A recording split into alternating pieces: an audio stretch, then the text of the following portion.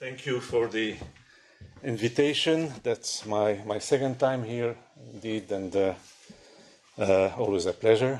Always a pleasure to meet friends, especially my dear friend Aziz, who, as he said, we've been long-time friends, even though we haven't been in touch all this time, but indirectly, and then we have renewed contacts some years ago. I mean, this is the second time I'm here, but this is a very different topic. Last time I was here, my presentation was connected to the book that Aziz mentioned, The Arabs and the Holocaust, and it was about the issues, as far as I remember, I mean, it was connected to the Arab-Israeli problem and anti-Semitism and the rest. Today we are discussing a very different topic. It's part of the seminar series. So I was expecting actually this to be as a kind of seminar session, and it's within the framework of your project, which, as far as understood, deals with the state. Centered around those issues of state, problems of the state in the region. That's why I titled this presentation "Considerations on State and Revolution in the well, we could say in the Arab countries or the MENA region to take a regional depiction of it." I think we can, speaking today, after those morbid symptoms that characterized the second phase of the events that started in 2011, we can very rightly point to the most striking issue when it comes to the state in the region, which is the resilience of the state system in the face of what is arguably the most important revolutionary shockwave at a regional level. I'm not comparing with individual cases, but at a regional level, can't think of any such revolutionary shockwave beyond maybe, and that's not exactly under the same terms what happened in Eastern Europe, this country included, in the late 80s, early 90s, but then one has to go back to the First World War and the aftermath of the First World War to find something like that. And yet, we have seen how the state system in the region resisted this shockwave and went on the counteroffensive, starting from 2013, which is the theme of my second book, which is analyzing this backlash phase and what I call the morbid symptoms. It's borrowed from Gramsci, from a famous reflection by Gramsci. So the only state that collapsed during this revolution shockwave collapsed with a major external factor intervening, which is NATO, not a small one. And I'm speaking of the Libyan state. That's the only state that collapsed fully, in the full sense of the term. The only state that was dismantled, if you want, by an insurrection. But again, that was due to a large extent to a foreign and a massive, very strong, very powerful, the most powerful possible intervention, that of NATO powers. And this resilience makes us think, of course, of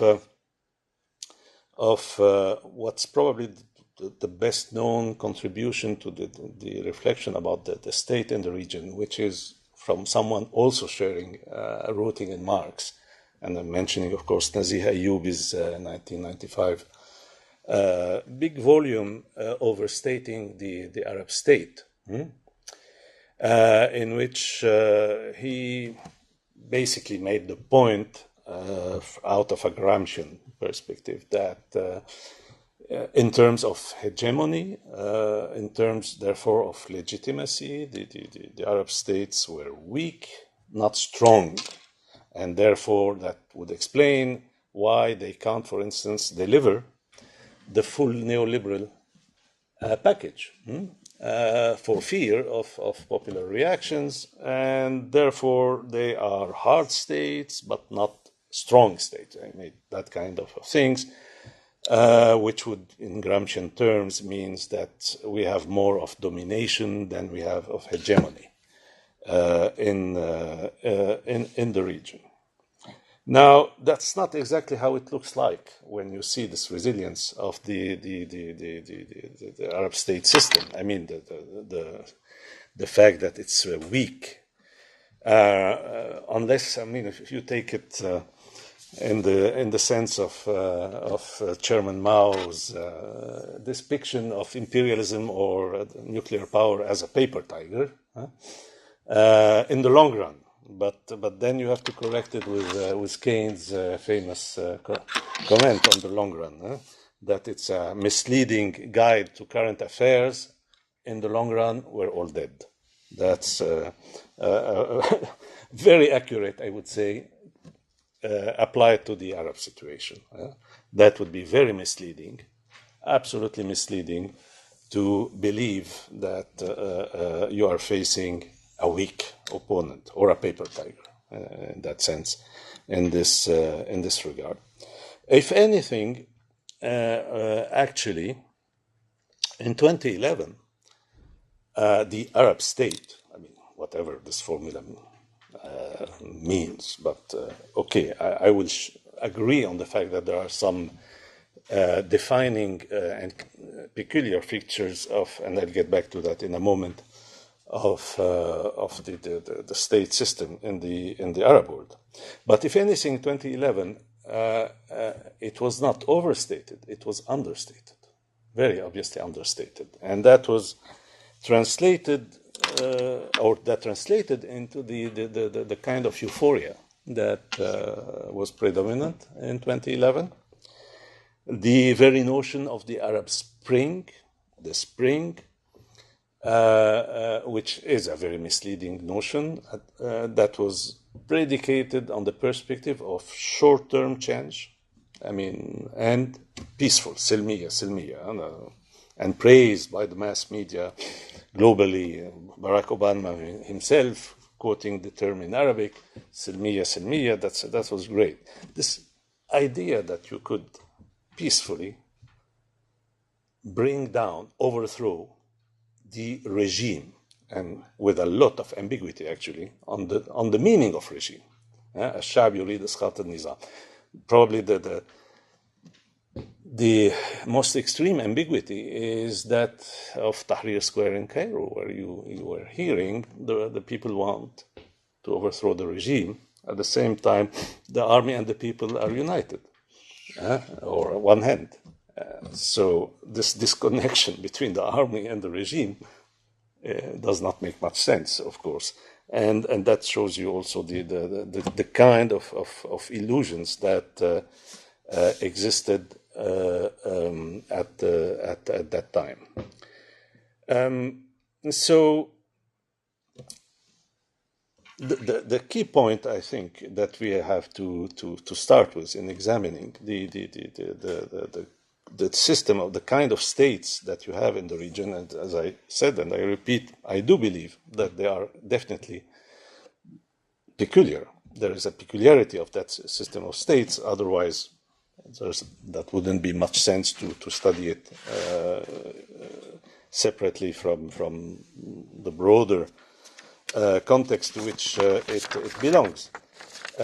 We have to start from this peculiarity, and that's where we find at the same time the roots of the explosion that happened in starting from the end of 2010 and essentially in 2011 with the Arab Spring, as it was called. Faced with this shockwave, you had, of course, a lot, very naturally, a lot of attempts at explaining it and give some account of what was happening. And I should say that most explanations were what we could describe as lazy explanations, ready-made categories projected on that region in order to explain what was happening, and therefore ending up not explaining anything because they were just projecting categories of a very broad use and nothing that would explain why this part of the world had this shockwave and why it was circumscribed to that part of the world. Those lazy explanations are to be found of opposite sides of the intellectual or whatever it is, analytical debate. You had a lot of lazy explanation on, and I will start by that because we're facing a revolutionary situation on the heterodox side. You have a mainstream heterodoxy, which can also function with ready-made categories. And here, the ready-made category is neoliberalism. That's explanation. We have explained that there is an explosion. That's neoliberalism. What you have explained with that, I can't really see, since neoliberalism is the global paradigm. So what does it do? Then that would mean that you believe that what's happening there in the Arab world was but a manifestation of the general crisis of neoliberalism that was expressed in the Great Recession that started in 2007, 2008 with the subprime crisis in the United States. That was a vision that was very much there. Pointing to, of course, a crisis of neoliberalism. There is a crisis of the neoliberal model, and in Europe we can see it very, very clearly in various respects. But to subsume what happened in the Arab world under this same kind of crisis within this range is, in my view, missing. All the peculiarity and the degree, the much higher degree of blockage and crisis of the system, because there are different kinds of crisis. You have deep structural crisis, and you have crises that are not systemic but related to a certain set of policies. Shifting from the Keynesian paradigm, for instance, to the neoliberal paradigm did not involve a change of system. It involved a change of regulation, of policies, and all that. And what you have is a crisis of a kind of, if not regulation, deregulation, as one of the key words of neoliberalism. Whereas what you have in the Arab world is very obviously, in my view, a deep systemic crisis, a very deep structural crisis. And again, so therefore, its explanation just by neoliberalism is, in my view, misleading. But then on the orthodox side, the mainstream orthodoxy, you have the same tendency at projecting ready-made categories, and there, on the side of the defenders of the neoliberal model, the correction that came with years was to say, well, it takes, for our perspective, which is based on the ideal typical typical view of capitalism. It takes good governance that goes with it, for it to function properly. That was added After years of Washington consensus and the observation that those recipes were not working as they were supposed to work in most countries of the world, not all countries, but most countries, and that's an important also provision that or qualification that I'll get back to. So here the idea was, well, this crisis is because of so the good governance is connected to another concept, neo-patrimonialism, and therefore it's the opposite if you want, and that's because you have this neo-patrimonial states, you have corruption. That's why also this prevented the full implementation of the neoliberal, of our neoliberal recipes, and that was the problem. And very, very strikingly, we see today the IMF pushing for more of the same.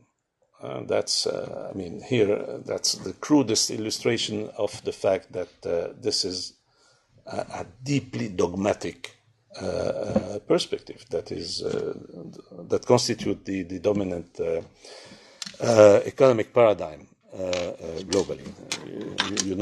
There was an old joke in the past on the IMF calling it international monetarist fundamentalism. Well, that's very much the reality. It functions like a fundamentalism. It's with dogmas disconnected from reality, and that explanation again is not one. In the same way that you could respond to those attributing the crisis to neoliberalism per se, that you have some success. There are success stories. There are few, but there are success stories of neoliberalism. Turkey is one of them. Turkey of the 90s and 2000. Chile is another one of them, where you had a very violent implementation of neoliberalism, the first one in modern times in 73 with Pinochet, but then later on that was regarded economically as a success story. India is invoked again as an example of that.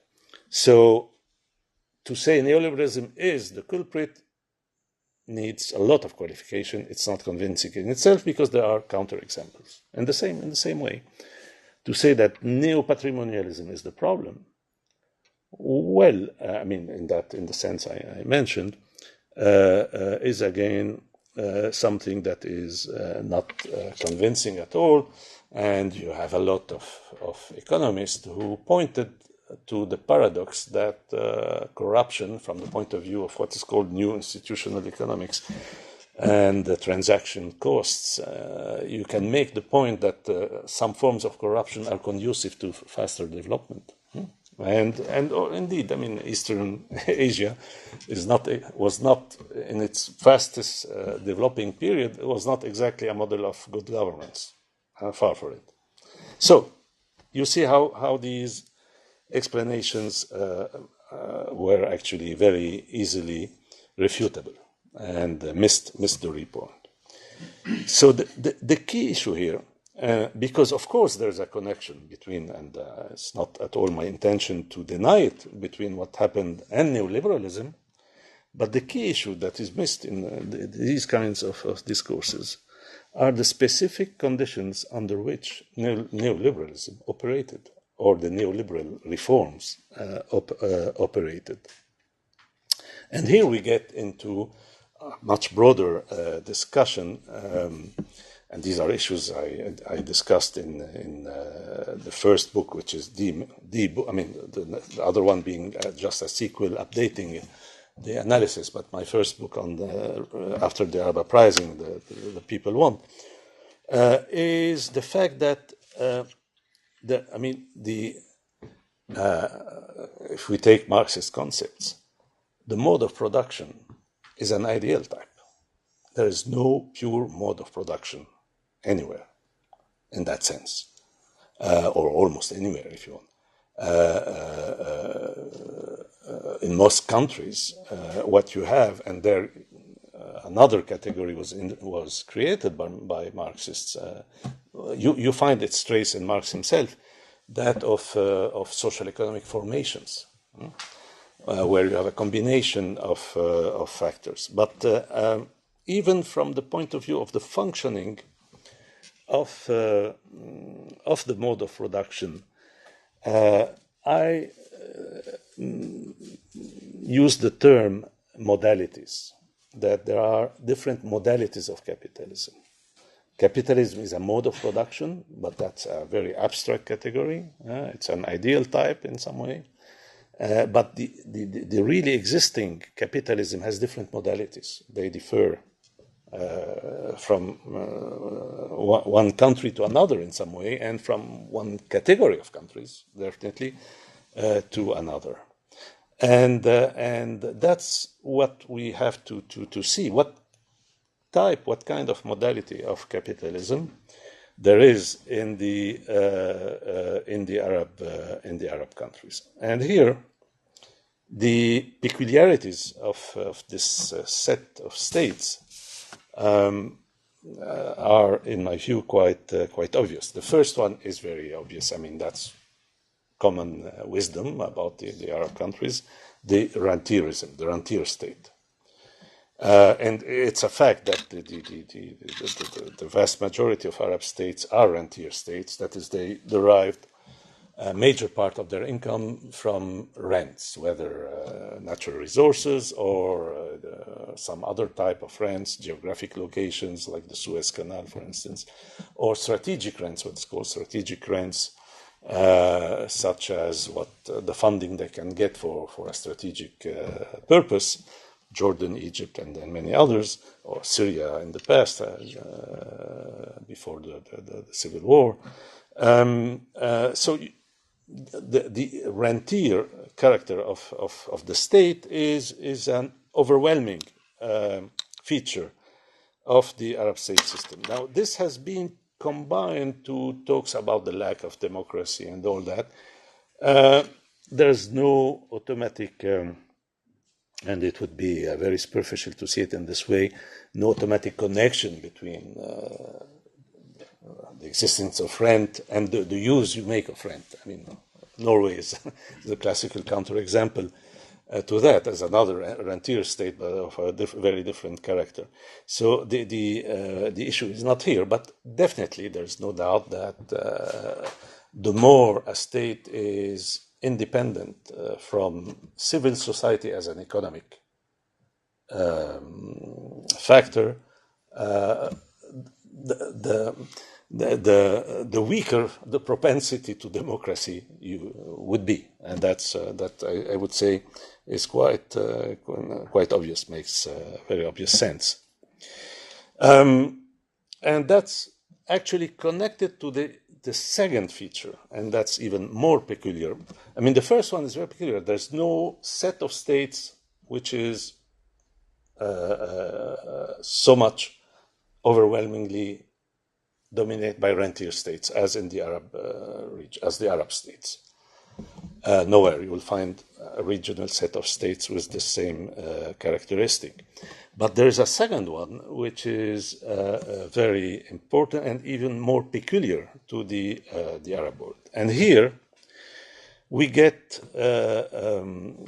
into the categorization, if you want, or a typology of states, of powers, in which my inspiration is not Marx, but the other major pillar of social sciences, Weber.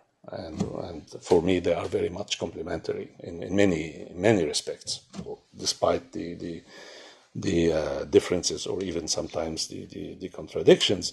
But in many respects, they are complementary. And Max Weber provided what is lacking in Marx, because there's a very clear deficit in the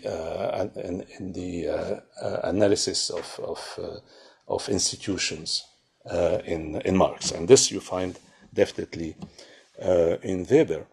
And here again you have some lazy tendency, for instance, among Marxists to act with ready-made categories. And so the state is capitalist, and it's the capitalist class or the bourgeoisie or whatever it is. It reminds me of when we started our political radicalization, all nationalist states were petit bourgeois states. Well, I mean, it was a very, very poor kind of way of describing what they were, but just to point to the way this function.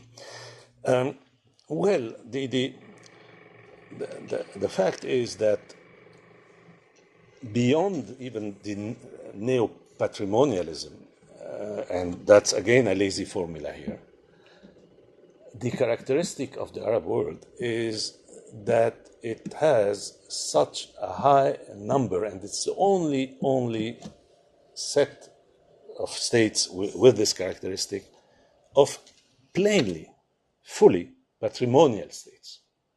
And that you won't find in the literature. All of this neo-patrimonial is the catchword, and that's it. But they don't understand that what you have in the Arab regions are patrimonial states, many of them, not all of them, but they are defining the characteristic of the region.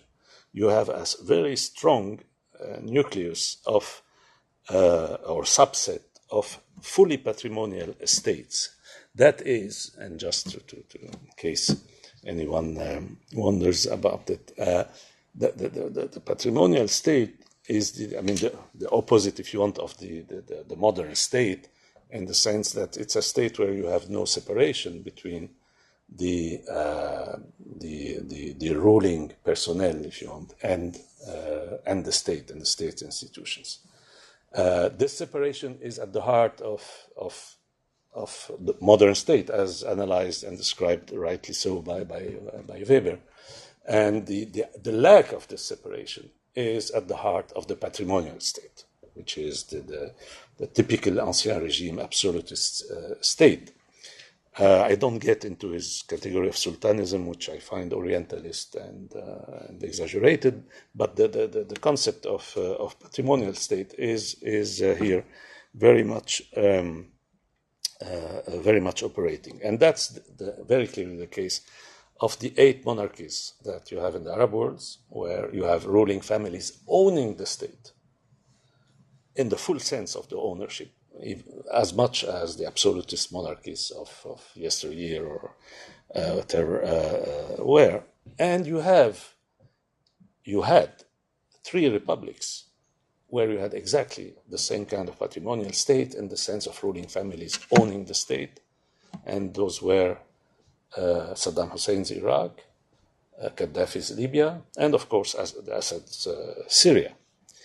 And where, as you had in Syria and you would have had in Iraq or Libya had foreign intervention not overthrown their regimes, you have hereditary transmission of power, exactly like in the monarchies. And the Arab common wisdom created the term for that, the Jumlukiya, which is combining 2 terms, republic and monarchy. That's an excellent term for these regimes.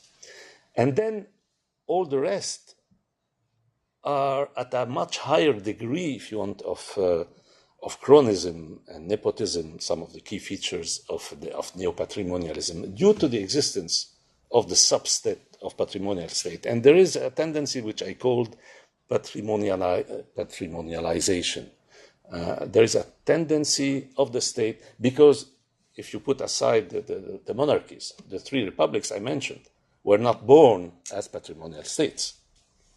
They evolved into patrimonial states. And that's part of this contagion, if you want, of that nucleus of patrimonial states that you had. And you had this patrimonialization is a process that works everywhere in the other states. You had it, for instance, in Yemen. You had it in Egypt, and that provoked a crisis when because there was a far cry from full patrimonialization in Egypt. But when Mubarak started thinking of having his son succeed him, he provoked a crisis with the real backbone of the state, which was the army, by the way. Get back to that. Under these conditions, if you combine them, rentier and patrimonial, you have at a very high degree what Weber calls politically determined capitalism. And I like the formula very much. Politically determined capitalism, which is very far from the ideal type of capitalism, which is the market, competition, calculation, all these concepts, which involves the rule of law, because there's no possible fully functioning ideal capitalism, if you want, without predictability. And that's a key point. And predictability means the rule of law and the rest. Well, what we have in the region is not only an extremely high degree of cronism, nepotism, and the rest that goes with all the degrees of patrimonial to neo-patrimonial systems, but also another layer of unpredictability, which is another layer of political determination, which is also political unpredictability due to regional and international conditions. That is, the region is one of the most unstable regions, the Arab world, of the world. It is faced with impermanence, with the issue of war and various kind of tensions. Its main commodity, by far the most important, the overwhelming majority of the exports of the Arab countries taken as a whole, which is oil, is the most political commodity of all commodities. So if you take all these factors and you add them to what I mentioned already, what you get is what I call the dominant political determination of the orientation of economic activity in the Arab world, due to this modality, very specific modality of capitalism that prevails in the region. And under such conditions, the main and most direct result is that private capitalism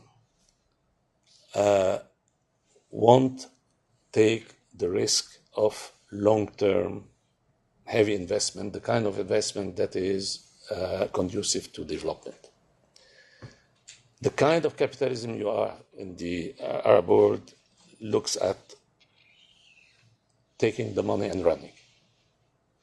It looks at short-term profit, looks at capital flight, looks at putting its money aside, investing only in safe, what is regarded as safe and quick returning investments, most of which, or a big part of which, is real estate speculation under its various forms. That's why construction is much more important than manufacturing in this part of the world, as I showed in figures and all that. Because of that. And the same, that would go to tourism or whatever, any sector that is connected to the rentier character ultimately, and the real and the speculative character of all that. And that's why the implementation of neoliberal reforms, starting from depending on countries, 70s or 80s, but fully accelerated in the 90s, with the retrenchment of the state from the developmental perspective, the very sharp downsizing of public investment, based on the premise that this will open the way to the private sector and that went along with a liberalization, of course, of the economies, that the private sector would accomplish the miracles that and lead to a takeoff of these countries out of their problems. That was the kind of perspective, and still is, by the way, the perspective that is informing the IMF kind of prescriptions. But that is completely doomed to fail. It has failed and is completely doomed to fail. And it's a non sequitur to say that if it doesn't work, it's because you don't have good governance. Well, you don't have good governance, and that's the starting point. And therefore, what are you implementing there? Because what you are implementing there is leading to a very slow rate of growth, unable to cope with the needs of these societies, and it translates, and that's the most striking of all the data about the Arab world when you look at it from a social economic perspective. It's the world record of unemployment. The region has had the highest rates of unemployment in the world for decades, and especially youth unemployment. Female unemployment also, but a big part of it, which is part of youth unemployment. And this youth unemployment was definitely related to this big explosion. That's very obvious. So we can see here how this modality of capitalism that is dominant in the region acted as a fetter, to use a Marxist favorite term here, or in the English translations, a fetter on development. And how this therefore created this tension that results in revolutionary explosion. That's Marx's theory of revolution. And the Middle East, the Arab world, is very obvious illustration of that theory. But once you get into that, then once you have understood that what is at stake is a systemic crisis, a deep structural crisis, then you understand that it won't be a spring in the sense of a short moment. And what you have is what I've been emphasizing from the very beginning of all that. 2011 was but the beginning of a long-term revolutionary process. And this process, of course, again, on the basis of those analytical tools that I mentioned, has taken various shapes at the beginning, but they depend on the specific character of the state in each case. And here you can see the difference. It started for a set of reasons I don't have time to get into, but it started in Tunisia and Egypt. And it happens also that these two countries are not patrimonial states, but neo-patrimonial states, in the sense that in both countries, the ruling family had not reshaped and transformed the state it controlled, but had come at the helm of a pre-existing state and continued that state. The Bourguiba state in Tunisia and the maybe we should say the Sadatian states, because that was a qualitative transformation of the Nasserist state in Egypt. And the rulers in both countries were product of the state. They were not producer, if you want, of a new state. And that's why, because you had that's the neo-patrimonial characteristic, is the fact that there is a certain degree of institutional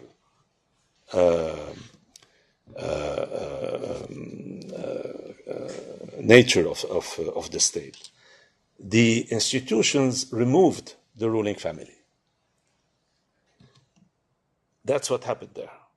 But that gave the impression that you could have the same in, say, Syria, for instance, where that is not possible.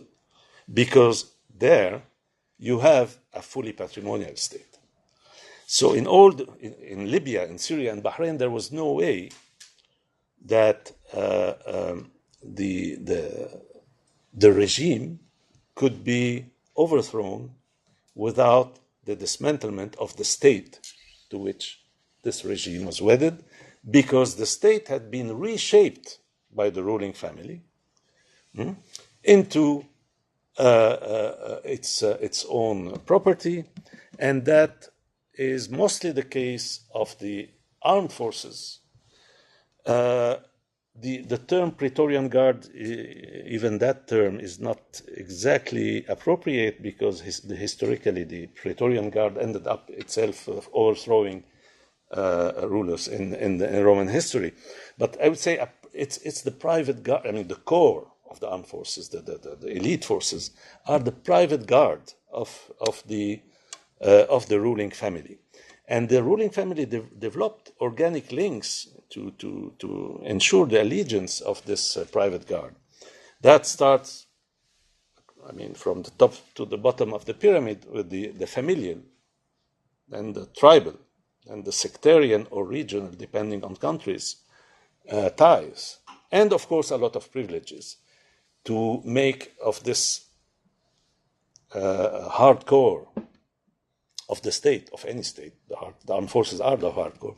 But to make of this hardcore of the state, to ensure its allegiance and its shared interest with the ruling family in preserving the regime here, which is not really distinguishable from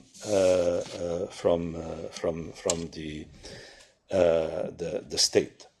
So that's why it couldn't. You couldn't have the domino effect at the level of the changes at the top. You had some domino effect at the level of the bottom, at the insurrections, the uprisings, but it couldn't. The same could not happen at the top.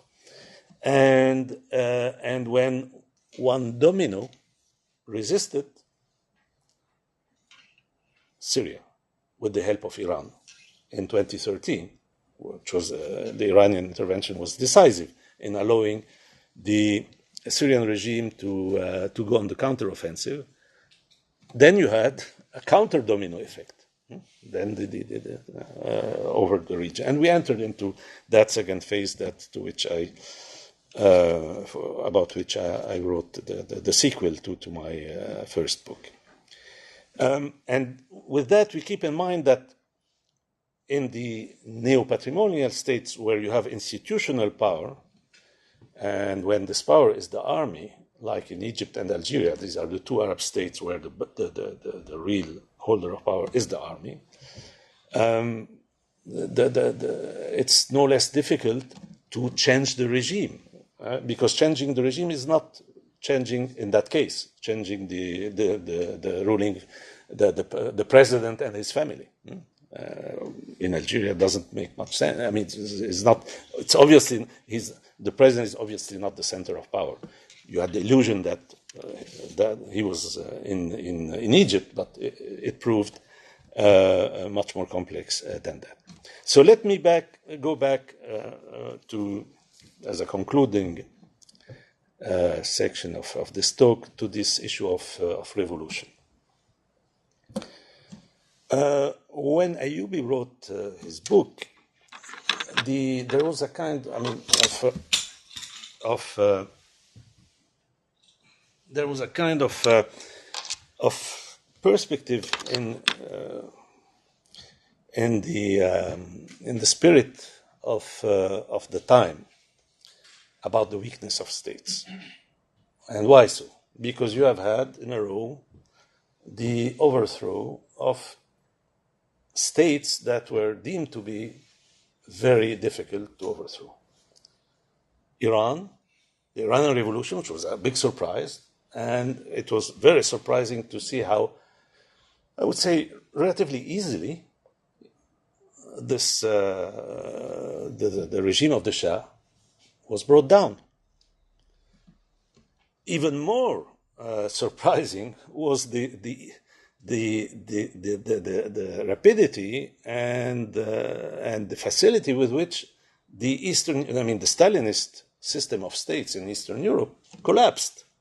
That was deemed irreversible by totalitarian studies in the United States, or all sorts of Sovietology and the rest, and yet they collapsed like a house of cards, in the most surprising manner for those who believe that those systems were unmovable.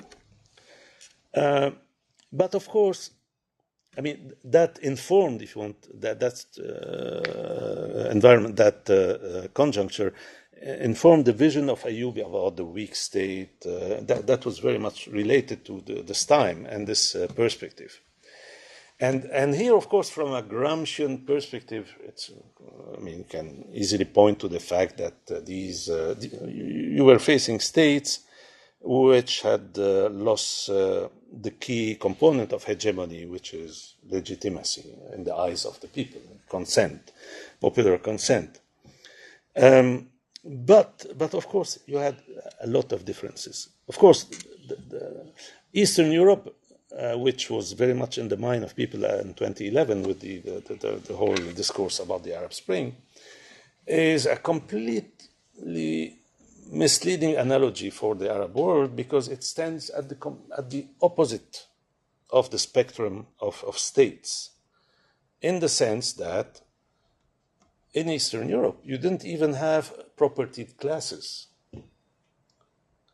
You had bureaucracies, and bureaucracies with no vested interest, except for maybe the very top of them, in defending the existing regime at a period of loss of hegemony.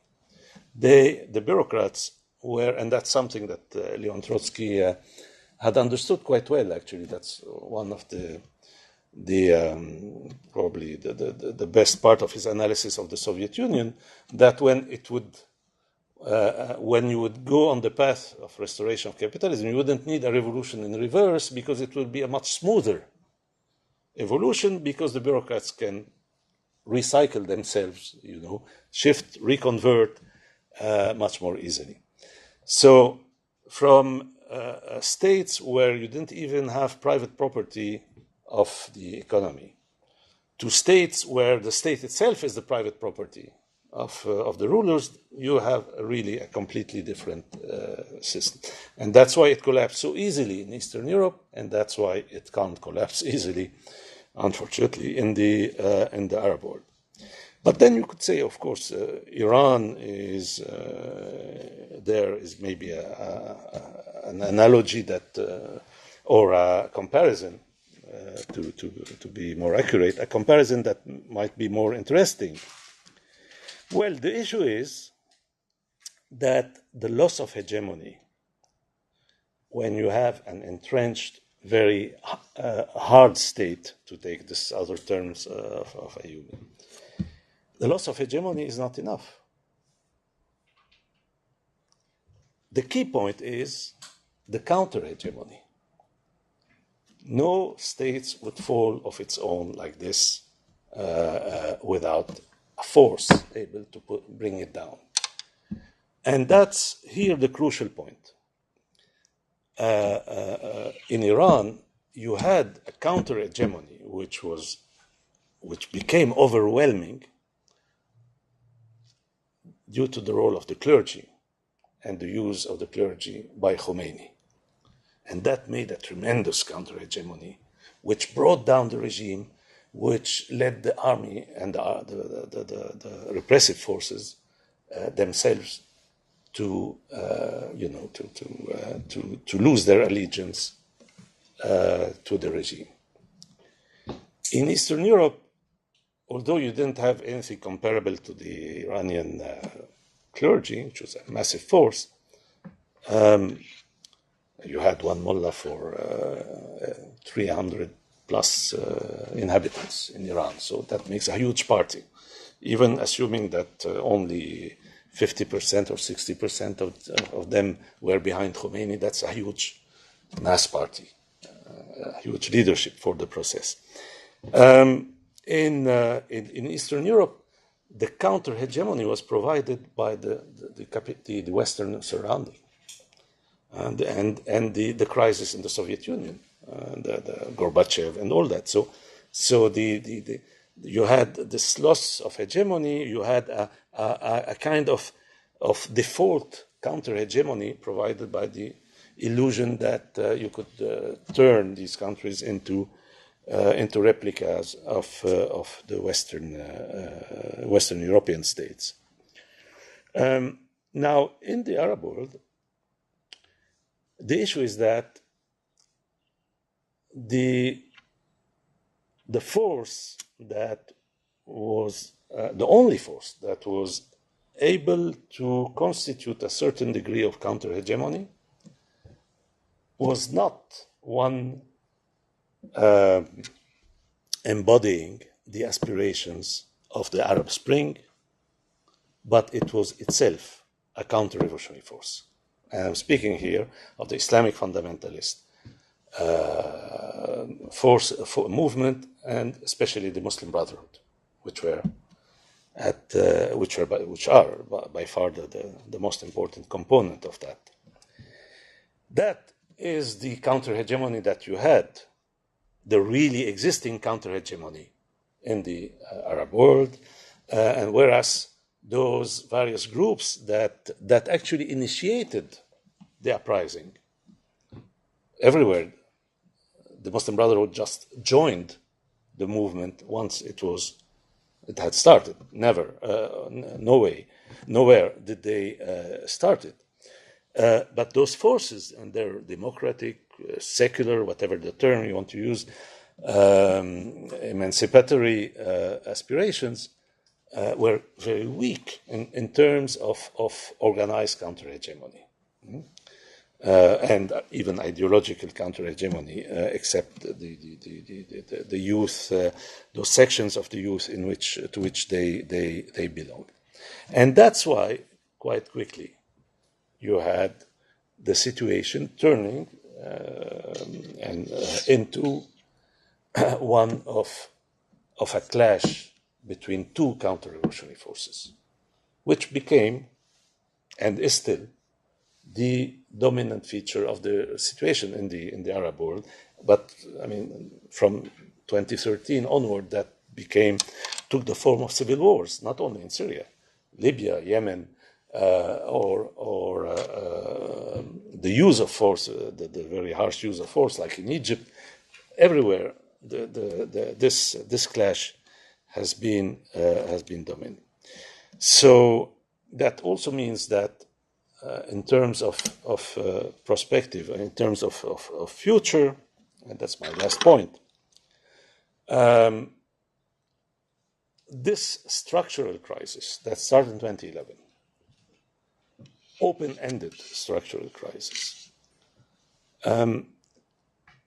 can come to a positive outcome only if, and that's a huge if, a counter-hegemony, a progressive counter-hegemony, emerges in the region. One at that would be able to win the hearts and minds of the bulk of the armed forces, which is crucial and decisive to avoid the bloodbath.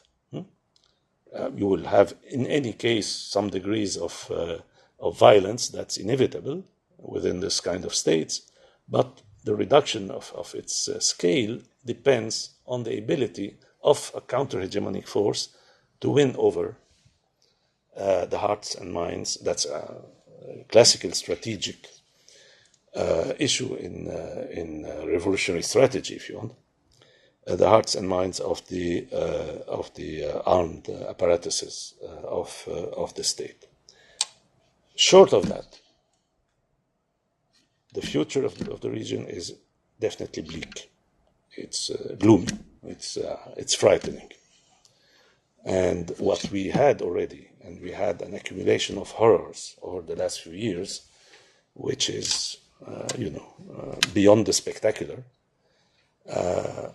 This is something that can very, very, very much become a long-term pattern. So that's a region standing at a crossroad.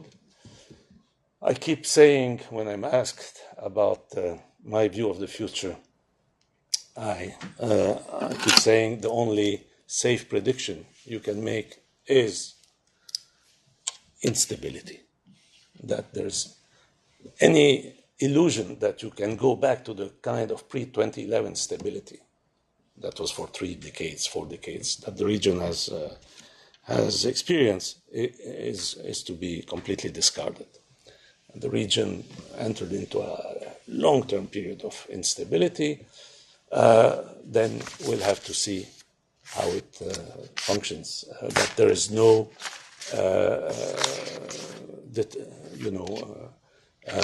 no inevitability, unfortunately, of positive outcomes in history, unless you belong to some kind of almost eschatological perspective, teleological perspective. No, there are actually, even in history, you have systems like the slave-based ancient societies. You have whole systems which collapsed at their point of crisis instead of mutating into something different for the lack of alternatives. So that's where we stand, and I think that might sound very pessimistic because the if is a big one, but as a French comic used to say, the worst is also not certain. So yeah, thank you very much.